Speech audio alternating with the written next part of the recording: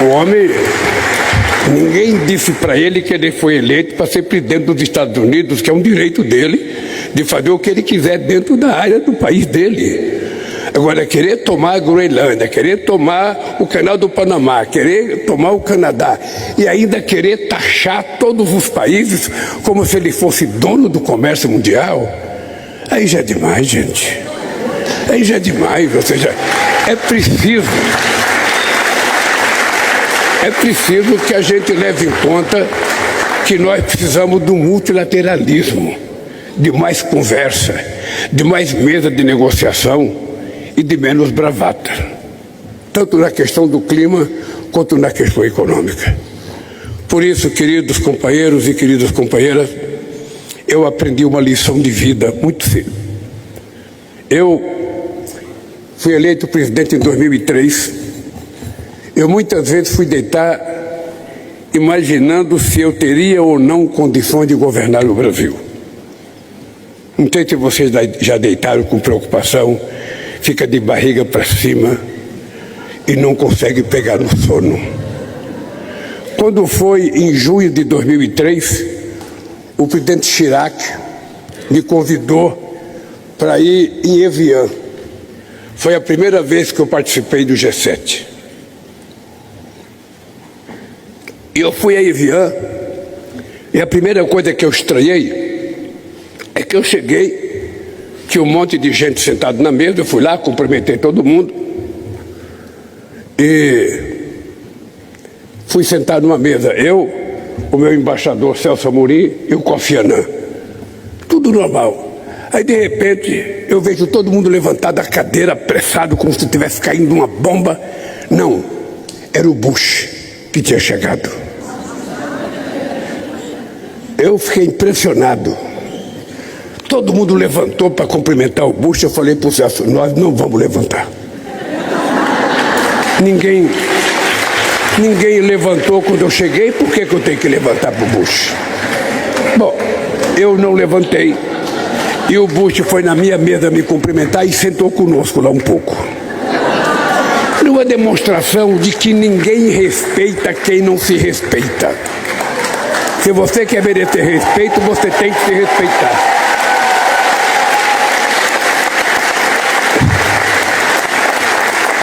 Bem, aí, Ana, o Sérgio Ferreira que está aqui é do meu intérprete. Aliás, é meu intérprete desde que eu nasci.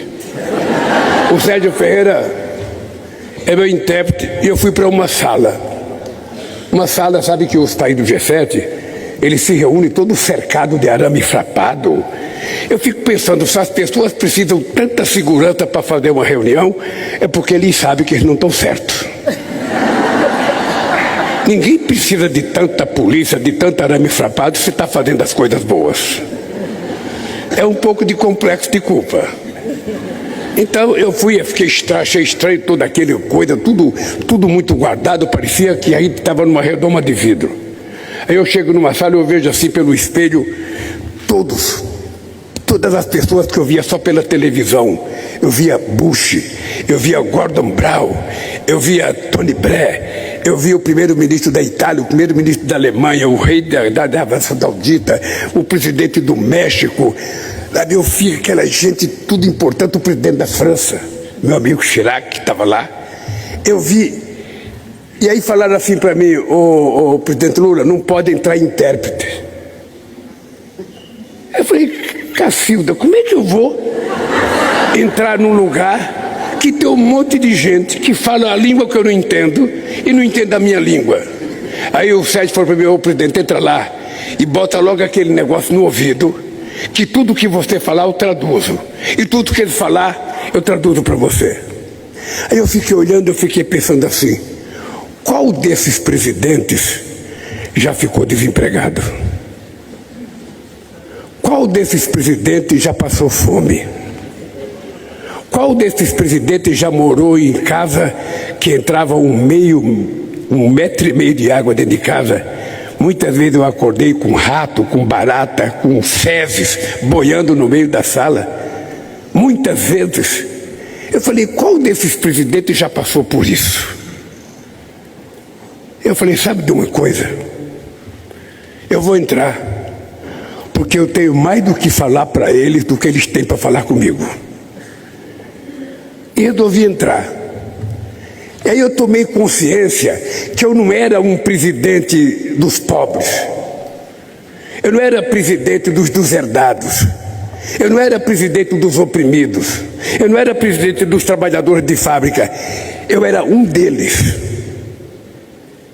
Eu era um deles que ia falar com os homens que mandavam no mundo e que muitas vezes não sabia o que era um chão de fábrica, não sabia o que era o desemprego, não sabia o que era fome, não sabia o que era enchente, não sabia o que era a pobreza. Só em livro. E eu acho, Anny, que foi por isso que eu ganhei respeito de todos os presidentes. E faço questão de ser respeitado. Eu não estou fazendo favor a trabalhador nenhum. Eu sou um deles que cheguei a presidente da República e, portanto, não espere de mim palavras bonitas. Eu falo a palavra que eu aprendi a falar no chão de fábrica e falo as palavras que o povo deserdado do mundo fala. E eu passei a ser, Anny, o único presidente que os sindicalistas do mundo inteiro, quando queria falar com o G7 ou com o G20, ia lá me procurar. E eu assumi essa postura de saber que eu não sou presidente do Brasil, eu estou na presidência, tentando fazer aquilo que é possível fazer. E tenho certeza, Anny, que nesses 2 anos e 4 meses de governo, nós já fizemos o dobro do que outro governo fez e do que o golpista fez.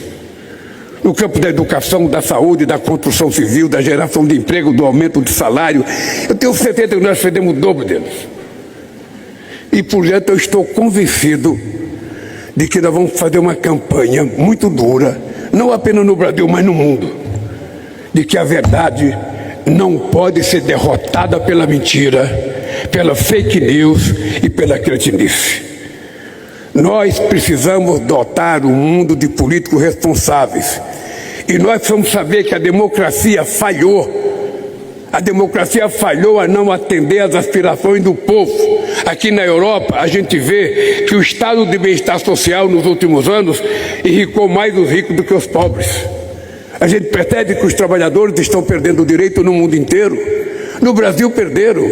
No Brasil ficou 7 anos sem aumentar a refeição escolar, ficou 7 anos sem aumentar o salário mínimo, ficou 7 anos sem dar bolsa de estudo para as pessoas que vêm estudar no exterior. Olha, como é que é possível? Como é que é possível você fazer, sabe, um governo que você não cuide das pessoas? Os